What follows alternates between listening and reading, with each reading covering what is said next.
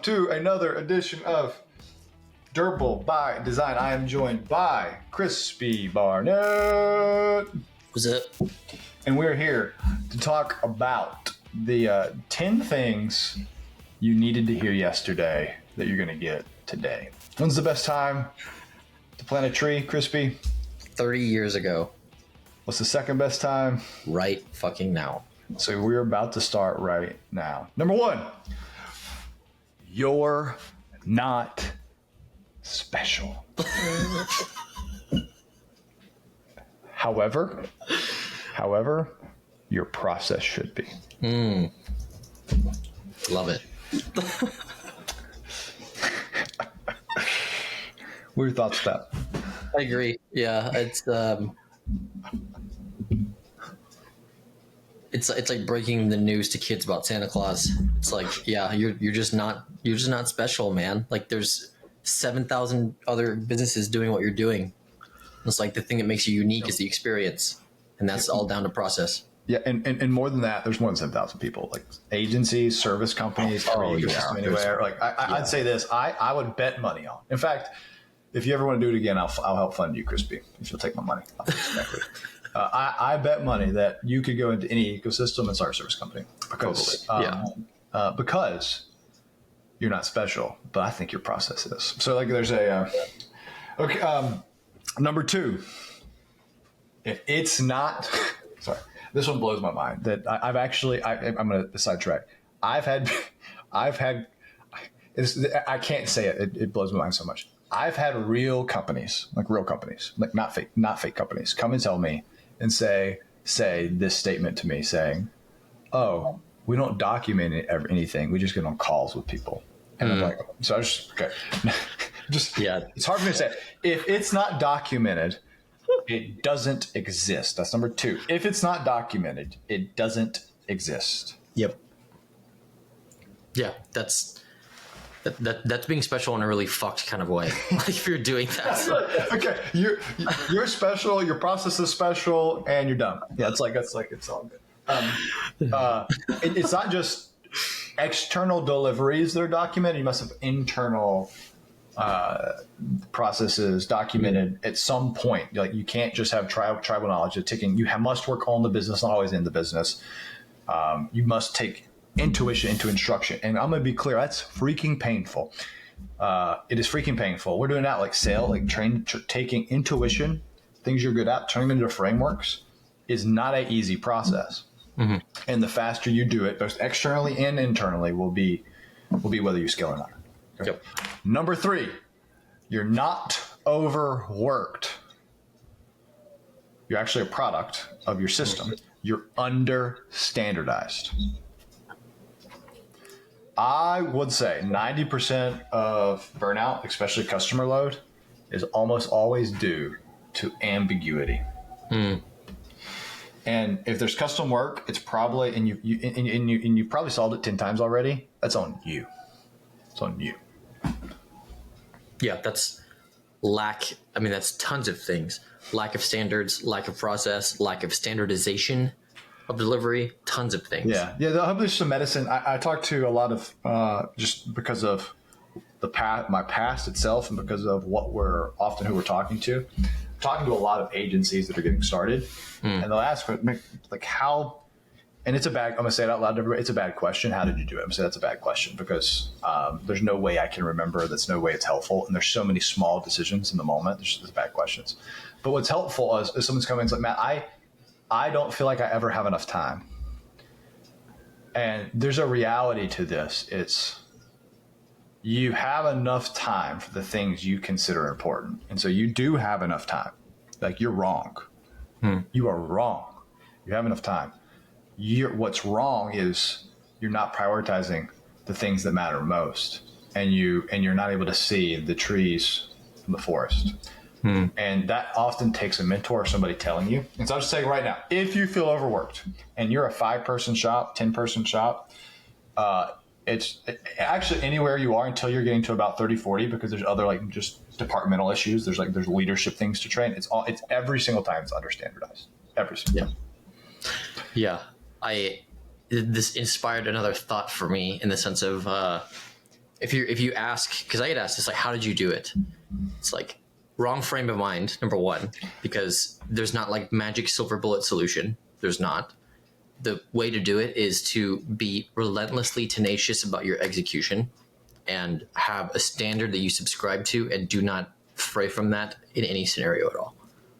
Like that is probably the silver bullet. Companies just don't do that. They're like, what does that look like? And what does that look like? Well, those are side stories we could take. What does it look like to have a standard and ascribe to it no matter what? We can talk about that. That's a separate. But I say you love people, or you're willing to hurt relationships for the standard. Like that's where it gets to, and that's what's hard. Okay, but we'll get. Okay, number 4. The faster you say no, the more you grow. And it is really freaking hard to learn this lesson. I think everybody just has to say yes too often to learn it, but it's always good to hear it. It's every yes is 1,000 no's. So keep your yeses for what you want to say yes to. This is a gentle, and then it gets throbbing pain as you grow, because you will not be able to grow unless you eventually say no. Yeah, you can't go outside the bounds of what you need to do. It's really easy to do that at small scale because you get distracted by money and shiny objects. Yeah, and sometimes you need to figure out what shiny object do you like. Yeah, I'm not saying this is not a hey, start out saying no. Yeah, it's sometimes you just need revenue. At the same time, and you need things to learn. You need to earn. You need to earn and know what you like doing and get experience in a specific function or industry, and then create your solution. But it's the faster. This is my point. The faster you can say no, the faster you will grow. Yeah, I agree. I always tell partners that that's one of the hardest things that you'll deal with early stage, because it feels like you're saying no to money, but long term it's very and in real life, you're saying no to money. Yeah, you are. The question, it's like, will you take out the debt? It's like debt on the business to leverage, and are you willing to take the risk? And it's a risk. You got to be willing to take it at some point. The faster you're willing to take the risk, the more you're going to grow. Number 5, your agency isn't scalable if you're the glue. And this is essentially, if you are the head of delivery and you are the head of sales, and if you are the reason, you're the savior of these things, like, you have to get out of the business or you will not scale. To the point where it will decrease your valuation. If you ever want to have an exit, if you ever want to become generationally wealthy, or any kind of house, car, you must have a framework that scales past you. Yeah. Process. Which is process, right? You're going to see there's these things. Great work does not retain clients. Great experiences do. I think this is difficult. And this is what what's the difference? If I have someone say, what's the difference between me and you? Someone came in, it's like, I know how to make someone feel loved. And you know how to do HubSpot. Those are 2 separate things. Can you do HubSpot better than me? Probably. But I will make them feel loved, and you'll contract for me. What's the difference between the 2? That's the difference. And the faster you can learn that, like, the faster you can create the processes around it. Like, good work does not matter as much as a great experience. Yeah. Let's put it differently. Who does work report to? The experience. And whoever owns the experience dictates the work. And the faster you understand the hierarchy, it's a wall. It's like the law of nature. The faster you'll be able to build your business. I agree. And this is why, I always tell partners, for the end customer, they could be talking to 4 or 5 different agencies or providers, and the output of the actual work that's done for the customer between 4 or 5 different agencies is the same. the CRM structure, the custom properties, the reports, blah, blah, blah. It's going to be the same. And they're One and you're man gonna say shop it's versus not the the lead. same, and it is the same. So you're clear, like it's just going to be just about the same. Yeah. So the product will be plus or minus 10% Yep. from each other. I'll say that. The difference is the experience, truly the experience. And that's why you retain customers long term. And you lose customers. And that experience starts in the sales and goes to delivery. And that's why it's so important to have experience throughout the entire journey that's cohesive. I've been saying that for the past like 2 weeks. Like the product or the service does not win or lose deals. The experience that you give to people wins or loses deals. And that counts in the customer journey as well. Yep. Like, and we're getting to, it's a whole other discussion on how to do that. But let's go. If you, okay, this is hard. I'm gonna say this is a hard one, and this is one that it was even difficult when I was in agency. But you have, if you don't measure impact, you're always undervalued. Yep. And that's so freaking hard for like RevOps agencies for me.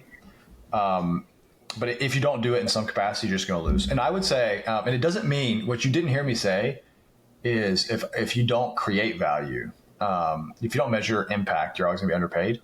Sometimes the company may be losing, and the only reason they didn't lose harder was you.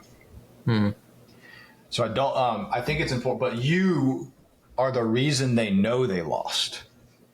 So when I say impact, I mean you know exactly what you're doing, you know exactly, and you know their business better than they do, and you have mechanisms to report on it.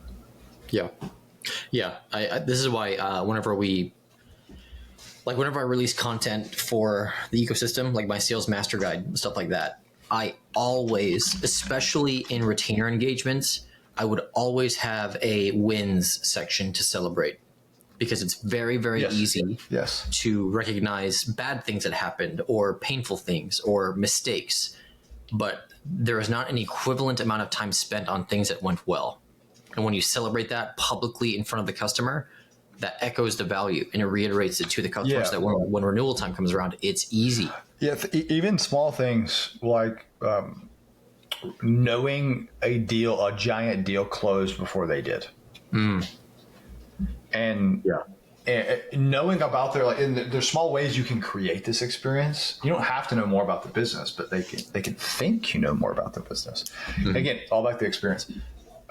Number 8, I think we said this in many ways. I'm going to sit on this again because it's too important. The client experience is the product. Client experience is the product. When I hear boutique, I often now hear sloppy.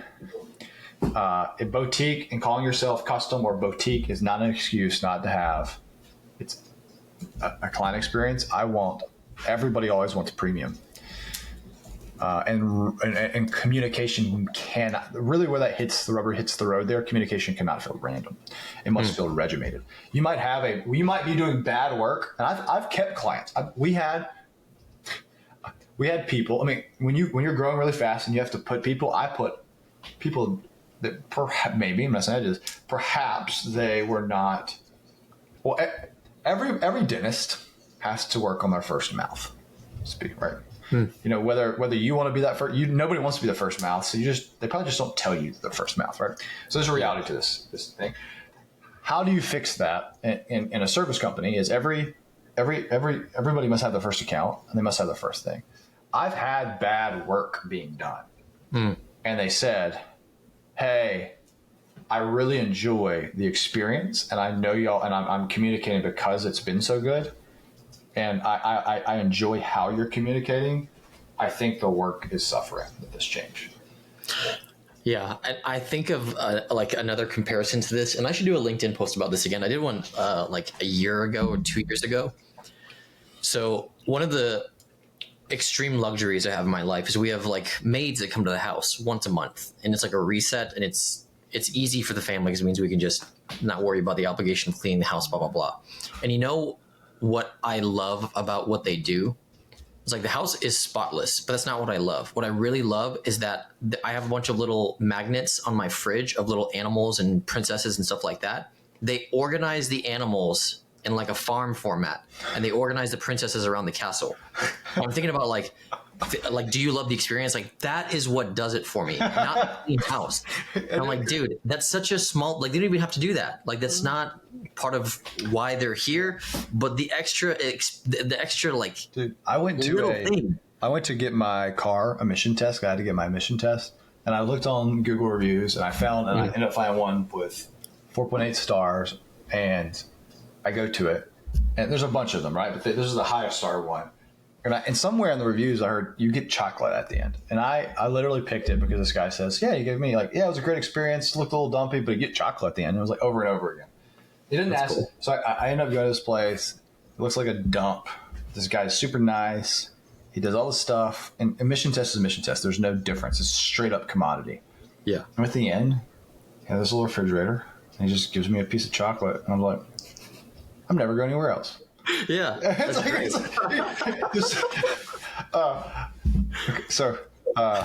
it's like focusing on the right things, because everything else was actually dumpy. Like the experience for me was fast, clean, short, and a piece of dark chocolate with a nut in it. Yeah. Okay.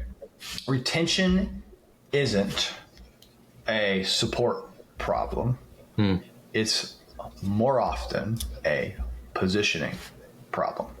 If your clients keep outgrowing you, you're likely selling the wrong thing. Durable means durable offers. So we talk about solutions, and you need your model for this. This is where the frame matters, what you're claiming, what you're naming matters, and what you're claiming matters. But if you have an offer that people like, you don't have a way to retain people. That's not it's not a support problem. It might even be a experience problem. It just may be a positioning problem. And this is number 10.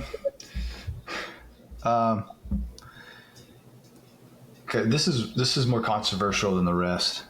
I did this as RP, so I'll say it. You are not I was not a service provider. In many ways, I was a category creator. And now that doesn't mean I'm doing anything different, but it means the narrative that you have is because you're a service company, you need to be providing insight into a market. If you're not the category creator, you will never be charging the premiums of the people who are. So who are people that are? That's a good one. For me, RP was the category creator for RevOps inside the HubSpot ecosystem, which allowed us to have 2x the retainers other people had, because we just taught more people about RevOps than anyone else. Yep. Chris Walker was for, what was this company called? Demand something. Anyway, he was the category creator for attribution is fake, and he did marketing, and people he charged 4x people because he was the category creator for everyone else. Everyone else copied what he did. And so if you have something, if you can be the category creator inside of that, you will often be. And so this is all about the frame and the solution that goes to it. And it allows you to shape demand and create demand. And this goes into pick your hill, pick your IP, pick your solution, and go into it really hard. And you must create lots and lots of content. Yeah, it creates demand and creates credibility as well. We do this more than any other company that I've seen before. Like, we have literal terms that we own that we share with everyone, and it results in people coming to us saying, I love the way that you guys do this. It's like, cool, it's called Surround Bound. So do you want to learn about it? Yeah, it's like I took that same thing we did. Like, you're just like, hey, you have a framework and you think about the world different. Just freaking own it and you don't have to propagate. Like, we've tried to talk about Surround Bound, but I really don't care if anybody else knows what it is. Yeah. We do it here. We have media companies like you for the first word day, like last week, figured out that we run series. Like, what's a series, Matt? Oh, you didn't know? We have a full media company where we have literally defined how to run demand gen as a media company. Like, you came to me right now. I could probably do a service on how to run your marketing department as a media company and have all the terminology ready. It's like, just do it. And when you're a service company, you can resell all that crap. Yeah. It's amazing just because we probably have that in our sales process, quite honestly. If I went through that and just picked it, like, this is the tenacity sales program. We just like that's the chocolate. Like that's it. You know what I mean? That's the shaping of the farm animals on the fridge. Like it's the little things like that we give to people that make a huge difference in their experience. Yeah. Okay. Is there any bonus number 11 you like to give people? I started to say we're gonna give 10.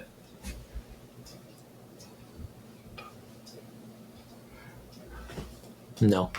Okay, I have one. Now I'm making this. I'm gonna have two. More revenue. Revenue does not solve broken models. I think it's important that if you, and I've seen this over and over again, just because again I'm here. I've seen some agencies are fickle things, and if your process is not laser tight, it will the house of cards will crumble. Yep. No examples here. I'm telling you, I know it. It's like the truth. And last is, this is being, and this goes with product, but this also goes with service companies. Being good isn't enough. You must be findable. I think that's more difficult nowadays. But you must be findable, believable, and most importantly, unforgettable. And what I mean by that is you must have a brain. I go to some of these pages sometimes, and they look like they're just horse manure. They all look the same. Everybody poops, and it all looks the same. Every horse manure pile I've ever seen looks like horse manure. That's why I like it's horse manure. But when I see a big pile, I'm like, I don't know what type of poo that is, but it's like something big. Like you should it's like people shouldn't know. Like, oh, that's horse. They should be like, that's a big pile of something. Like, right, like, and they should emotionally emote, not necessarily good. So if people say, I love your website, and then other people say, I hate your website, you're winning. If nobody says, I hate your website, you're probably losing. Yeah. That's the lesson. Be the biggest pile of shit out there. Yeah. So how does I think I like doing metaphors that will communicate the thing. And there's thank you for helping me communicate that. Okay. Everybody, thank you for joining us. These are 12. These are the 12 things that hard truths that you needed to hear to become durable by design. Everybody stay awesome. Keep doing it big and never stop believing. Adios, everybody.